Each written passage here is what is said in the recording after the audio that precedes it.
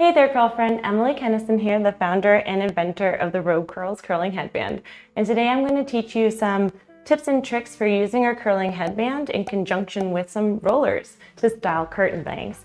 So I recently got curtain bangs. I've been practicing different ways to do it. There are many different ways to use rollers on bangs. As you can see, there's also many different sizes of rollers. So recommend you definitely play around and figure out which size you like best. It's different for every person. Me personally, I like this middle guy. He's about 1.5 inches wide, but these are just my personal tips and tricks. So do experiment yourself. To start, what you're gonna do is section out your bangs.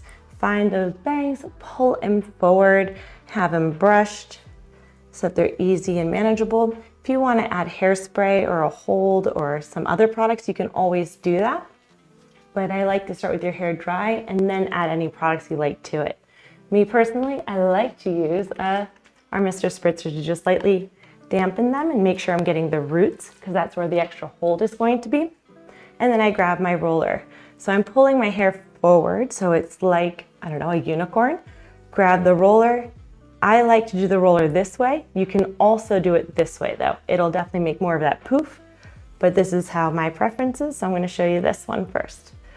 Pull it forward and you get it to the end so that the ends of the hair are on the roller. And once that's the case, just roll it in like that. Now my bangs are up, and all you have to do at this point is grab your curling headband, slide it through the roller, and position it so that the ends are even, the wire is facing forward, and now you can go ahead and just wrap like you normally would.